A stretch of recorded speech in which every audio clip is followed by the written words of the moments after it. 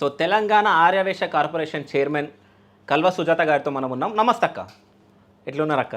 నేను బాగున్నా. ఇప్పుడు గుర్తొచ్చింది అక్క నీకు? కాదు, నేను ఎన్నో రోజుల నుంచి టైం అడుగుతున్నా. టైం రెండేళ్ళైంది గవర్నమెంట్ వచ్చి. అవును, గవర్నమెంట్ రాకముందేమో రోజు ఒక ఇంటర్వ్యూకి ఫోన్ల మీద ఫోన్లు చేస్తుంటివి. గవర్నమెంట్ వచ్చింది. సో గవర్నమెంట్ మంచి పనులు చేస్తే వచ్చి మాట్లాడదాం అనుకున్నా. అసలు మీరు ఏం చేస్తలే కదా, ఎందుకు పోవడం అక్క దగ్గరికి అని చెప్పేసి అనిపించింది, అందుకని రా. మంచి పనులు చేస్తే కామ్గా ఉండొచ్చు. నువ్వు అన్నట్ల మంచి పనులు చేయకపోతేనే క్వశ్చన్స్ వస్తాయి కదా.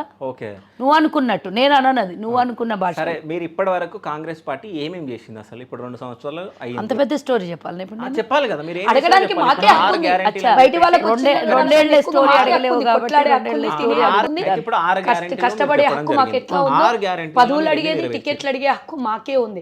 కాబట్టి డెఫినెట్ గా పార్టీ గ్రహిస్తుంది. ఎందుకంటే నా ఆర్యవేశ కమ్యూనిటీకి నేను ముఖ్యంగా చెప్పదలుచుకుంది ఏంటంటే, కాంగ్రెస్ జెండాని మొట్టమొదటిగా ఈ రోజు దేశానికి స్వతంత్రం తెచ్చిన గాంధీ మహాత్ముడు ఆర్యవేశ గ్యారెంటీలు.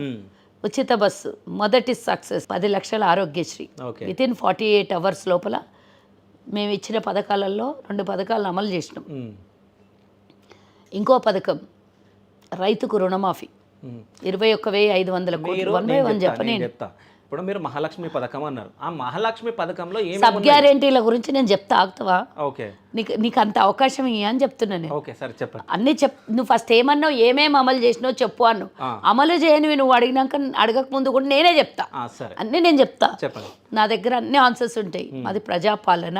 ఓకే, రైతు రుణమాఫీ 21,500 కోట్ల రూపాయలు రైతు రుణమాఫీ. రైతుకు బోనస్ 500 రూపాయలు వడ్లకి. సో అందరికి వేసిరా? ఎంతమంది క్లియర్ ఉందో, ఎలాంటి టెక్నికల్ ఇష్యూస్ లేవో వాళ్ళందరికీ ఇవ్వడం జరిగింది.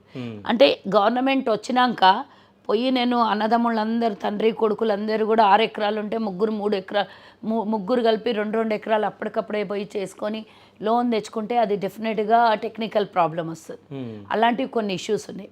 అవి క్లియర్ అయిపోయిన తర్వాత డెఫినెట్గా ఎవరికైతే బకాయిలు ఉందో, చరిత్రలో గుర్తుంచుకో, ఇది భారతదేశ చరిత్రలో ఒక్క రాష్ట్రానికి ఏకకాల రుణమాఫీ 21,500 కోట్ల రూపాయలు ఎవ్వరు కూడా చేయలేదు. ఇంత పెద్ద భారతదేశ చరిత్రలో ధనిక రాష్ట్రాలు కూడా చెయ్యలేనిది. ఈరోజు పూర్తిగా ఆర్థిక వ్యవస్థ కుంటుబడిపోయి ఉన్న తెలంగాణ అప్పుల పాలయ్యి ఉన్నా కూడా ప్రభుత్వం ఇచ్చిన మాట మీద ఒక్కొక్కటి నెరవేర్చుకుంటూ వస్తుంది.